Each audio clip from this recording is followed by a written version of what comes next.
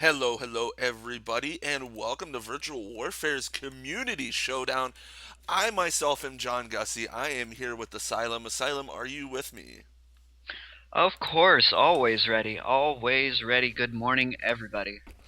So we already got our first bands coming out. We are Pulse versus Hue Gaming. Elise getting banned out, and Thresh. Thresh is just kind of blown up in the scene. He is so good with just so much CC, and he does a lot of damage. As a Shen, I mean, what can we say about Shen that we haven't said in the last year, pretty much? Zen Zhao, a lot of just kind of popular picks are being banned out here.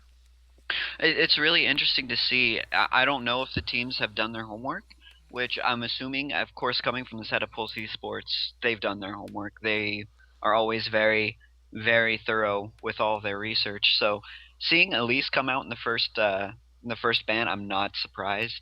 Vi, of course, Vi's just a little, I would say overpowered, but maybe someone else wouldn't say so. But she does have a lot of early game presence, so I'm not surprised to see her banned.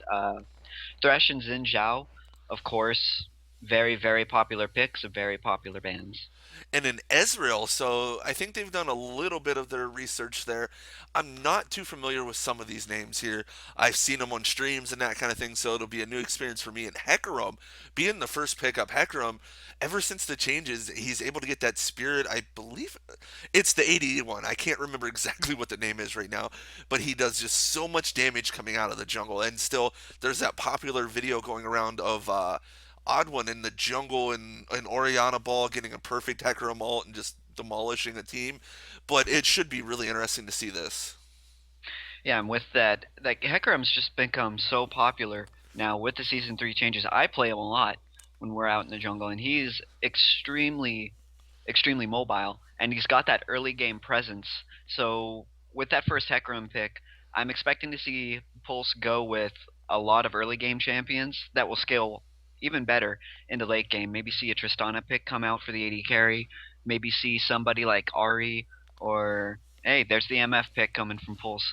And yeah, just the whole early game presence is what I'm thinking Pulse is going to go for with these couple of early picks. And then, of course, from the side of Hue Hue Hue, we've got Draven and Lulu, an extremely, extremely aggressive uh, early lane, which I think they're going to counteract here with this MF and Taric, especially with the changes to Taric with that armor shred.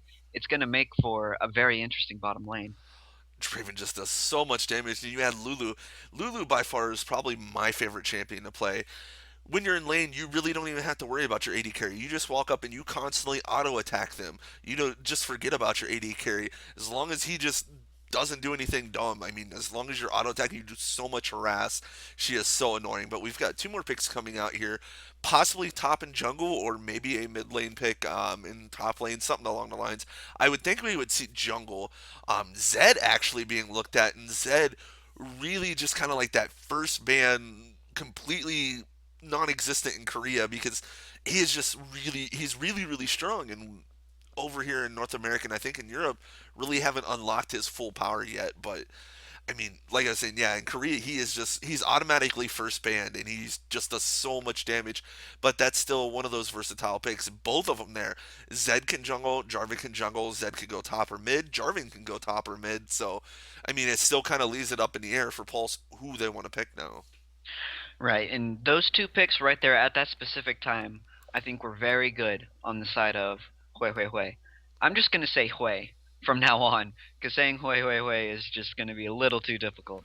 But getting those two picks right there, right in the middle of the picks and bans, is going to leave it so open for them. They could send Zed top or mid, they could send Jarvan top mid or jungle, they could even put Zed in the jungle like you were saying.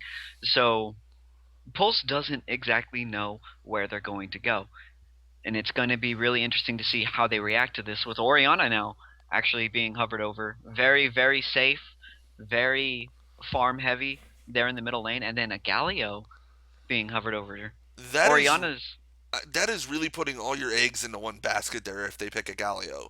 They are so big on this AoE, throwing the ball, even with Malphite. If the ball can go into Malphite, pull everybody into the Oriana ult, into the Hecarim ult, that is a lot on that AoE, and it really is going to be, if you don't hit that, you're going to have to like kind of kite away in a sense because it's going to be really hard to take someone out. And who's the perfect counter for that? Anivia. We are the pushback lane. Boy, Oriana and Anivia in the middle lane, it's going to be a farm fest. But the Anivia pick, from what I'm seeing, is to counteract any kind of push that they're going to have on the early and mid game. Because once Anivia hits 6, it's almost impossible to push against her. So they're looking for that lane security, and they're looking for the ability to possibly have their top and mid roam a little bit while still maintaining their towers. So we are really close to seeing this locked in. I think we are going to because it's kind of just that perfect pick. But like I say, my biggest thing here that I'm seeing in like at a first glance is Pulse has really got, as I was saying before, all their eggs in one basket. Or our red team slash purple team here. I mean, they've got a lot of centered AOE damage. They've got a lot of early game presence too between putting, we'll say, Anivia versus Oriana. Anivia early on can do a decent amount of damage versus an Oriana who's going to throw the ball out in the dissonance or dissonance. Ugh. Down in the bottom lane, you're going to have Draven, who, if he can catch someone out after getting stun shattered, he's going to do a massive amount of damage. I guess I'm still trying to, in my mind, figure out what the red team are going for here. And I'm interested to see these summoner spell choices. I'm not going to talk about them until we actually enter that spectator delay, but it's really interesting to see the choices coming out from both these teams. Oh yeah, and I believe it's just as we're not using summoner blockers, they're kind of just messing around with it here.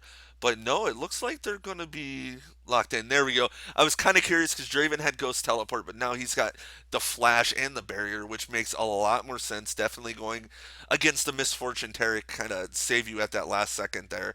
But what do you see here?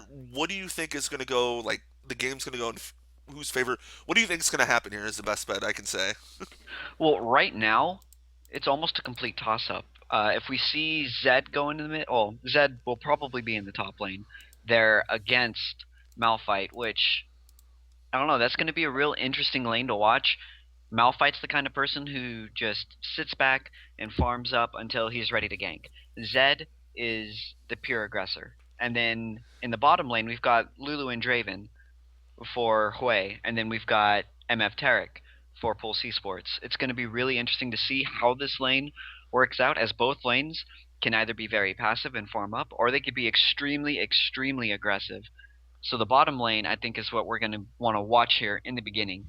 Coming out of the jungle, we've got Jarvan for Hue, and we've got Hecarim for Pulse eSports. Both very, very early game presence. They like to roam. They like to move around the map a lot, and this game is just looking to be very, very gank heavy, from what I'm seeing. I have a good feeling my voice is going to be pretty hurting after this game. There's going to be a lot of moving around, so we're going to see. We're going to see how this works out here in the first 10, 15 minutes. So we still got about a minute coming into this, and I mean we're talking about some of these great picks, and still some that's kind of stuck in my head here is the Hecarim. He kind of was like he came out, nobody. Some people kind of liked him. You seen Phantom Lord play him AP in the mid, which is a lot of fun to watch. And then he just kind of exploded, and it seems like a lot of champions are kind of just coming out of the woodworks here as we get into season three. Zed being one too. Zed was kind of like he was like the talent in a sense. You know, he had his time, he went away. Now he has his time again. So pretty interesting to see, guys. We've got about 30 seconds in the spectator delay. We're going to run a quick 30-second advert break. Then we will be into the loading screen, guys. So make sure to stick with us. Virtual Warfare's community showdown. I had to think there for a second. All right, commercial is up.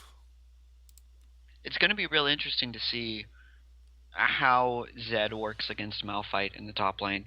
To be completely honest, I haven't seen too much of it. I've seen it, but in every single exchange, I've always seen Malphite come out on top come the late game, just because he has that passive shield and he has just so much armor that he can build up. So it'll be very interesting to see. Oh yeah, something I just noticed the overlay is wrong. Hue Hue is on the wrong side. So We'll just have to say that as soon as we get in. We are back, guys, about 7 seconds in. The overlay is going to be a little wonky. We will fix that as we go into the next coming up games, guys. So make sure to stay with us and that kind of thing. But we are getting into the loading screen here, and my personal thing is if they have Dragon Trainer Lulu, they already win.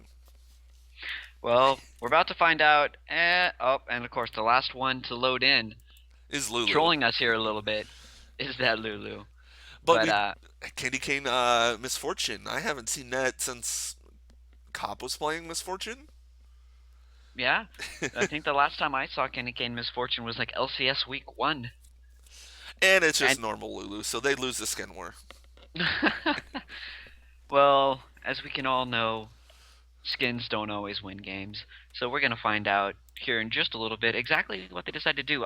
From the side of Pulse Esports, they have very strong invade here early, and in the defense of Hue, they also have very early defense. So it's going to be real interesting to see how this jungle dance comes out here in the first minute and a half.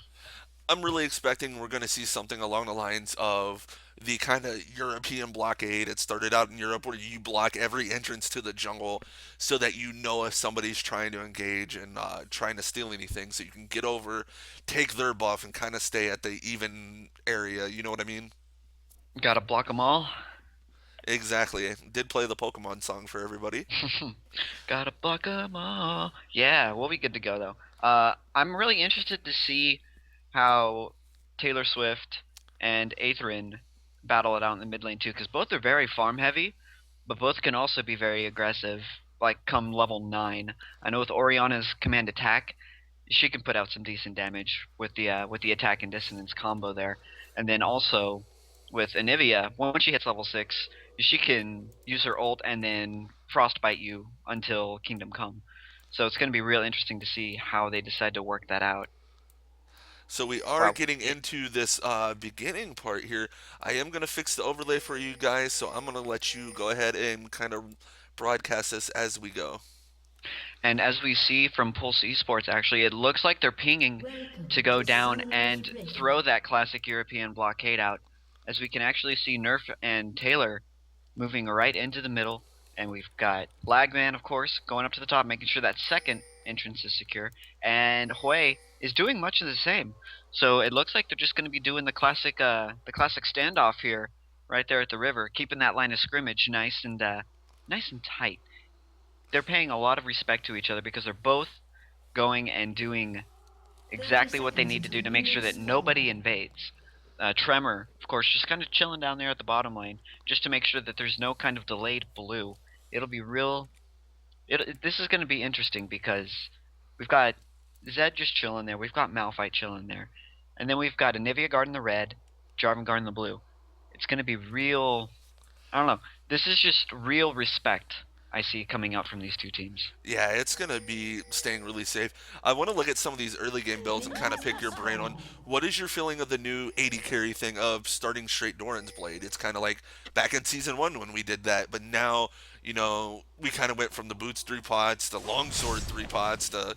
There's so many different starts. What is your feeling on the actual Doran's Blade start? I've actually been kind of growing on the Doran's Blade start because when you think about it, it gives you so many things early. It gives you 80 more health. It gives you 10 attack damage, like what a longsword would normally give. And then it also gives you that passive where it restores that 5 health on your hit, which gives you that little bit of sustain. And for that early game, it's also going to help last hit a lot more effectively with that 10 attack damage. So I like it, especially on MF with Tarek, because Tarek does have that sustain come level 2 or level 3, depending on how they want to go ahead and level up their skills. So what it really comes down to is more of a matter of preference. I mean, I do like to go longsword to get that vampiric scepter a little bit quicker, but Doran's Blade is always a real good acceptable start.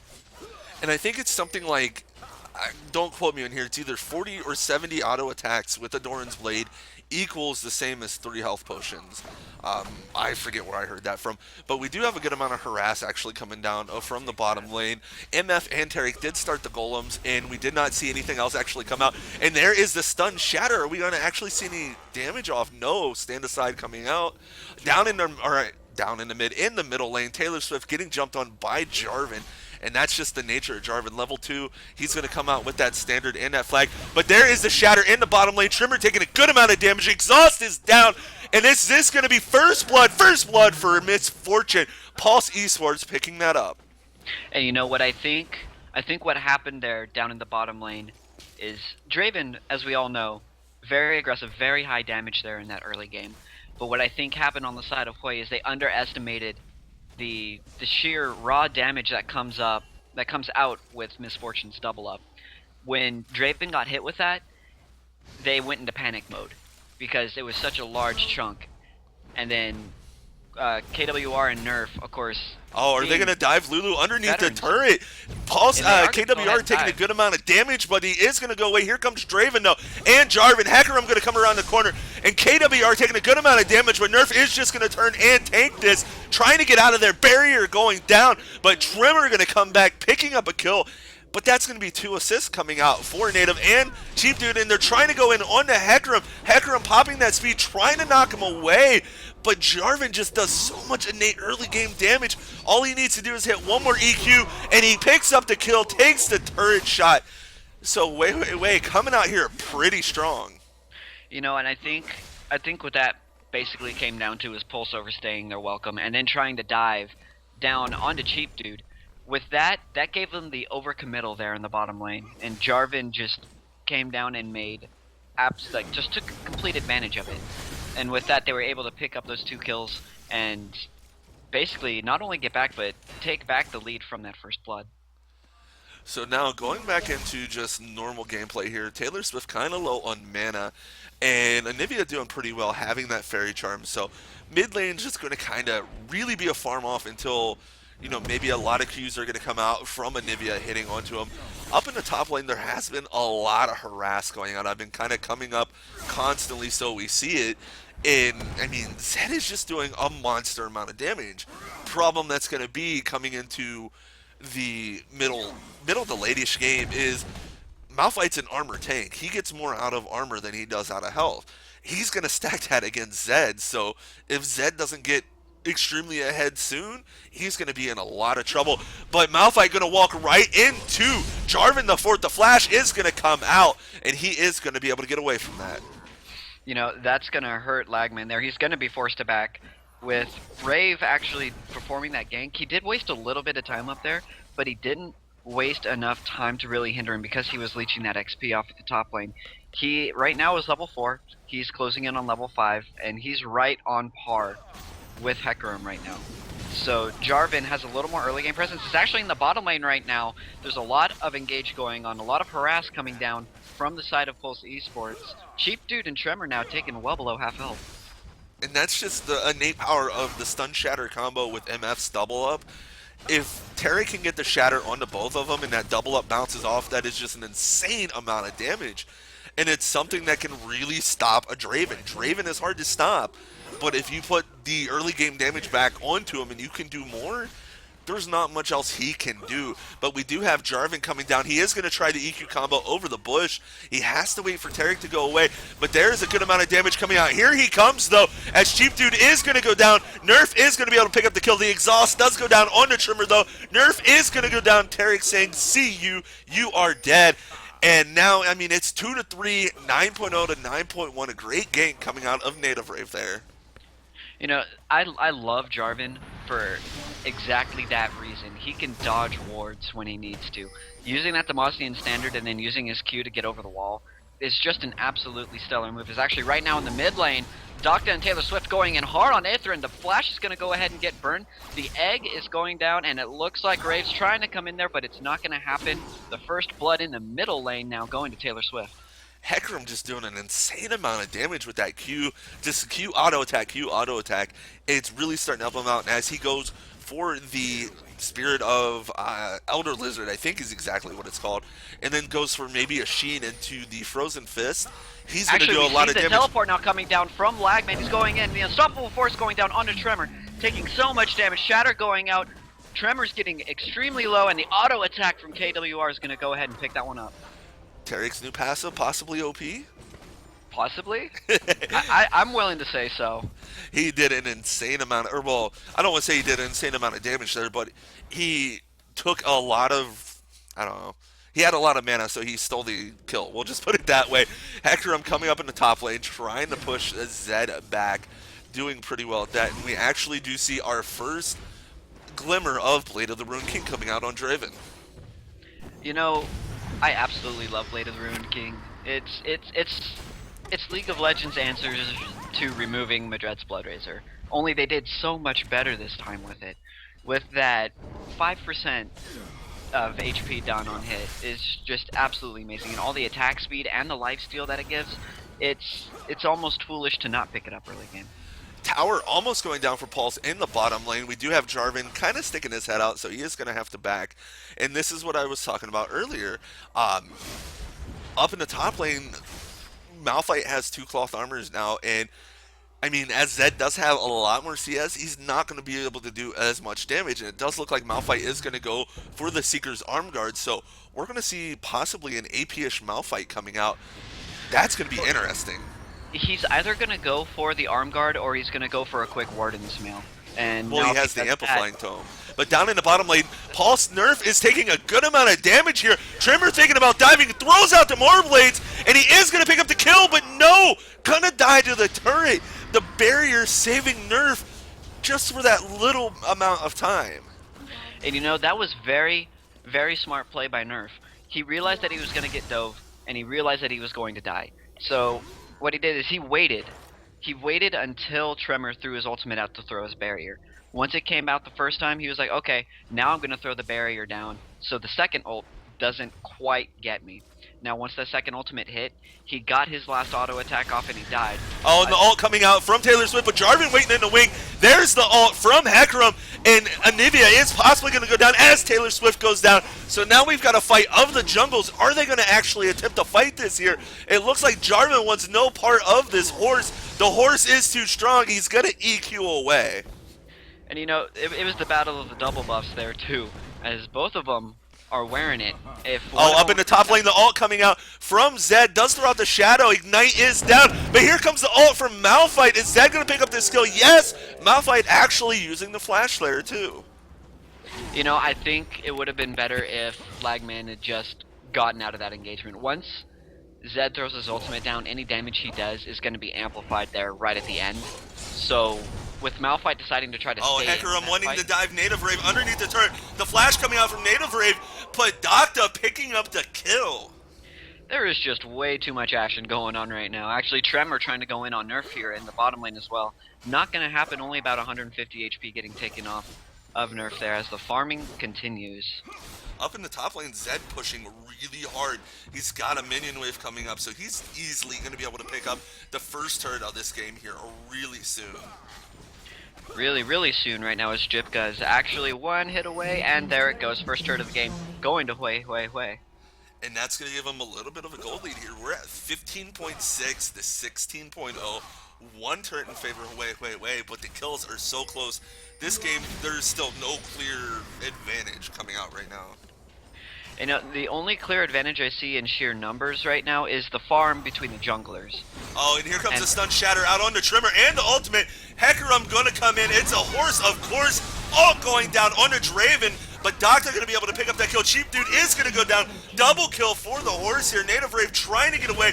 They stop and pick up the turret, chasing him down. Stun shatter, and Nerf is gonna pick that up. And that was the counter gank to end all counter ganks. Jarvan trying to come in and trying to save what he could there, but Docta is just too strong at this point, like I said, with the 4-1 on Hecarim versus the 2-2, and then the farm differential, I mean 66 to 38. Docta is really ahead in the jungle right now, as they're going to go ahead and take this dragon for free. And the dragon going down, looks like it'll be up at 1821. I want to make sure that I had that right before I said anything, so I don't get pitchforks at me and any of that. But now we've got Zed pushing up into the top lane, and decent wave's going to come down. But Pulse says, no, we're just going to go ahead, take Dragon. We're going to take the middle turret, trying to get a Nivea there. Nivea going to flash away. The ball all coming out on the Hecarim, and that flash saved the Nivea's life there. And you know, with this play here, with Zed trying to push the top and Pulse going ahead and saying, you know what, we're just going to go ahead and take middle, that shows you how long these guys have played together and how well they know the game. They're like, okay, you're going to try to take a tier 2 turret? Well, we're going to take mid, and we're going to force you to come to our lane so you can try to save what you can. So pretty much a slow game going to come out now. Not a lot of action. There's decent amount of objectives coming off. 2 turrets, 4 pulse, 1 4 gaming here. So they're going to have the map presence. You're not going to see as many team fights, but they're going to start grouping up. But Nerf down in the bottom lane, taking the ult from Zed. Good amount of damage coming out, but here comes the teleport. And Malphite getting knocked up right away. Here comes the Hecarim ult. Jarvan is going to help, throwing out the Cataclysm there. Draven picking up the kill on the Misfortune. And this is turning around for Gaming. Pulse eSports taking too much damage. And the shutdown, Jarvan is going to get the kill off on the Hecarim. Hecarim now 4-2. You know, I think the thing that went wrong in Pulse's eyes there was Malphite came in a little too late, and when he came in, Misfortune was already down to about 300 hit points. So if they could have kept Misfortune alive just a little bit longer, I think that may have been able to turn around into the favor of Pulse right now, as Hue Hue is laying. Oh, Stun Shatter going to come out. Are we going to see the Orianna? Oh, maybe. No, she does not have enough mana. So much action going on here. And it's on cooldown still. Okay, it is. It's just coming off cooldown. Close enough. But it's interesting to see how Pulse is reacting to a team that they probably don't know a whole lot about. They are being a little bit slower. They're being a little more meticulous on their actions, and they've lost a couple of encounters here. But through that, they've still been able to maintain about a 2,000 gold advantage. And Pulse stealing away the blue buff there from Jarvan. Jarvan trying to take it a little too low. Had to get out of there quick. So that's going to help out Taylor Swift a lot. She's going to be able to go back here really soon. I think she's going to have Athene's Unholy Grail and probably Sork Shoes there. Just kind of looking at the gold here to see who's ahead. And Misfortune leading on Pulse. And over on the Gaming, it is Draven. So the AD carry showing dominant, showing they know how to farm. They're both 4-4. Misfortune 3 and Draven 1, but still really close there. Right, the big discrepancy I see right now is in the junglers again. Hecarim's sitting at about 5.2 thousand, with Jarvan only sitting just over 4. So those are their big initiators. Those are the people that are going to get in the fight. They're the ones that are going to start and take a brunt of that damage. So I see this, as the game goes on a little bit later, if Jarvan doesn't catch up, I see this going heavily into the favor of Pulse. And part of the fault here is we got Hecarim at 83 CS and Jarvan at 45. And Hecarim, every time he gets the advantage to, he's getting into a lane and he's farming. He's trying to do kind of the St. Vicious method in a sense. As the stun does come out on the Trimmer. Trimmer going aggressive on the Nerf. Nerf getting turned into a little squirrel there. The ult going to come out. There's the ult from Nerf, but the Great Flash going to come out and the Lulu ult saving Trimmer out there. Trimmer showing, hey, I know how to flash. I'm going to get away there and pick up the kill. Teach me how to flash. Wow, that was an amazing flash right out of that bullet time. And then the Lulu ultimate, the giant growth was just here comes Hecarim down in the bottom lane. KWR getting turned into a squirrel. Trimmer going to get knocked almost against the wall there. But Hecarim with that red buff, you cannot get away. In the middle lane, though, they know that Hecarim's in the top. Taylor Swift getting dove onto. There's the Cataclysm. The Orianna ult going to go out. She is just staying alive so long. Ignite. Is Native Rave going to die? No, he survives. Yeah, he's going to survive with about 200 HP there, and they're going to get the turret for that. So overall, in those two exchanges, I see the win for Hue Hue Hue. So much action. Thank you for joining us, guys. I'm going to be here all day pretty much, so you get to deal with me for a while. Yep, I'm going to be here until, what? Until about 3 o'clock, at which point I'm gonna hand off the mic off to good old, I believe it's replay commentator. No, it's who's going to be coming Tom. in. Oh, Optimus Tom will be joining us. Okay. I thought he was coming in a little later. I thought he was coming in a little bit later, but they will be coming on. I'll chat in the channel with you guys, let you guys know what's going on. And yeah, thank you guys so much for joining us. This game so far has been ridiculous as far as how much action has been going on. So we do see Blade of the Ruined King is out onto Draven, where Misfortune grabbing that Bloodthirster. And this is something I still like to talk about a lot, is we kind of had that set of Black Cleaver on the Misfortune, but Team Solo Mid's Chaos kind of came out and said, you know, hey, Black Cleaver is pretty good, but AD is still really good on the Misfortune. As Anivia getting caught out, the stun shatter the ult with the fear, and Taylor Swift picking up that kill, and that surely is going to be a dragon here soon for Pulse.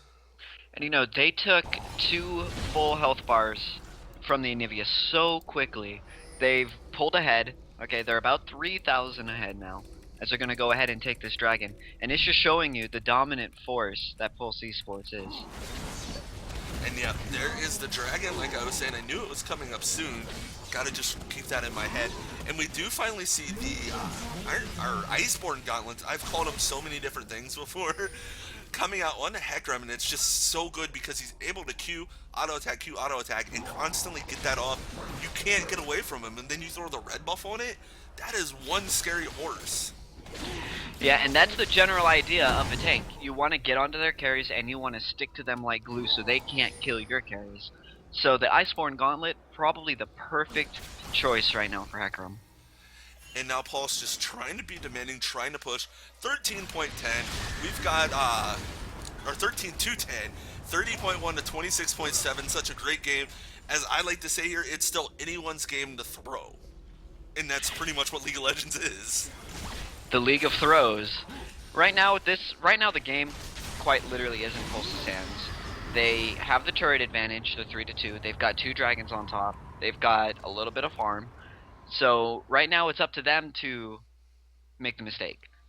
Right now, Hue is just sitting back. They're trying to defend this turret. Oh, and there's the Malphite ult with the Orianna ult, and so much damage. Orianna picking up 1 kill, Malphite getting the other. Zed trying to get away, but Cataclysm is going to go out trying to save Zed. As over here, too, we do have Malphite and Orianna trying to chase down Tremor. Tremor popping his speed, trying to get away. He should go down to Orianna here soon. The Zed ult is going to go out. Is he going to be able to get the damage off on the Doctor? Doctor is going to die as Zed picks up the kill. And actually, I think we had a Misfortune there, die to turret. Misfortune's still up in the mid lane, actually. Oh, she is never up, mind. and they are laying siege here to this middle inhibitor turret. Then what was... must be able to get it... Or she must have got the kill on the actual turret, and it just came up late. It is quite possible, as they are going to go ahead and take this inhibitor turret down, while Hue Hue is looking to engage here on Lagman, as he's taking a little bit of poke there from Rave, but Misfortune's Mega Rain is going to go ahead and back them off. But he's a rock. He can throw out that rock and slow you, and it's all fun. It's all good. That's one reason why he is just so strong. He can kite so well. You know, I've always attributed Malphite to the good old team. Oh, Nerf getting caught out at the blue buff there. Actually gets caught out really hard there. Right at the blue buff, going down to 4 members of Hue Hue Hue. So I'm kind of looking at some of these items choices here, and there's something on Tarek we normally don't see that quick on a support. What do you think about getting this Runic Bulwark, just increasing his aura even more? Well, I see why they would go ahead and get it. Anivia, of course, has a lot of magic damage in that late game, and the Bulwark is perfect to counteract that. I would probably have liked to see maybe a Shurelius come out first, maybe, just to give Hecarim that extra burst, as his attack damage, of course, does increase with his movement speed, but the Bulwark's still a very solid choice. So now we pretty much got a calm game going to be coming out as they start opening the map. You still get some team fights, but it's a lot less and less if you never played League of Legends before. I mean, this is the best place to see you watching streams and that kind of thing. And this is kind of what happens. I mean, it's a lot on farming now, trying to get really big for the next team fights. Misfortune actually stopping and not getting any attack speed, going right for that last Whisper. Wants to do that damage to Jarvan, and we do have the Warmog's armor coming out on the Zed, but there's not a lot of actual belt armor coming out, it seems like. Well, you see, the reason why Misfortune's going with that heavy damage is they've got the Wombo combo, okay? They've got Malphite, and they've got Hecarim, and they've got Orianna for all of those AoE high damage CC ults. Now with Misfortune... Oh, and Anivia getting caught out, and she walled herself in! and she is going to go down there. That is rather interesting wall. Yeah, she tried. Unfortunately, she wasn't able to succeed there, and Pulse is going to go ahead and most likely take this inhibitor. Oh, they'll easily be able to take this, and they do still have Oriana ult. They have all their ults up right now, so if they wanted to try and engage under the turret, as long as they landed it, it should be able to go off. But it looks like they're starting to head towards top lane. There's a decent push coming out. Malphite going to go split bottom lane, and it should be all good for them. It's 5-3 now in turrets, and wait. Seems like they don't know exactly what they need to do when they're on the back foot like this. And that's what separates the good teams from the great teams here in League of Legends, is knowing how and exactly where and when to play when you're behind. If you don't know that, actually, right now is Rave actually getting caught out, going the EQ combo. Malphite's going to go ahead and teleport in. Zed throwing the ultimate down onto Nerf. Lagman is now joined in. The giant growth going down as a lot of damage is now heading out. Jipka's going to be the first one going down. The Bolt Time coming out, not hitting as effective as it'd like, but the Orianna ultimate's going to go ahead and come down as Lagman continuing the assault. Moving on to triple kill actually coming out for Taylor Swift, and a quadra kill. Are they going to do it? They're trying to chase down onto Anivia, and now the speed does come out. Orianna trying to get close. The timer is almost up. A good amount of damage still coming out. Ignite going to go down. Delayed pentakill. Delayed. Oh, so unfortunate. I wanted to go nuts there. I wanted to go ace, but no. But hey, 5 kills for Taylor Swift right now. That's going to go ahead and end this game. And Pulse just looking pretty dominant here in our first game of the day of Virtual Warfare's Community Showdown. Here comes Hue Hue Gaming trying to get back into it, but they're just going to really ignore them and start attacking the Nexus. Nerf here on the outside as everyone else just kind of playing around. They need to get the Nerf if they want to stop this, and that is going to be the first game of the day. And what I think that game was basically attributed to was, again, the early game focus of the junglers. Jarvan did come out and have some excellent ganks there in the mid lane, but Docta was just able to be so much more mobile, being Hecarim versus a Jarvan the Fourth, and get all of his lanes up to where they needed to be. Now, top lane didn't work out so well in the favor of Pulse, as Zed actually came out ahead a little bit there during the laning phase, but as the game progressed on, Lagman was able to be a little more used to the team, providing that AoE crowd control, providing the slow, providing the attack speed slow, and providing that overall tankiness. So, good game on Pulse's side. Great game for both teams here. And guys, we are going to go ahead and head into our next match here soon. We will keep you updated on the stream. For now, we're going to play some music, so thank you for joining us, guys. I am John Gussie. I'm here with the Asylum.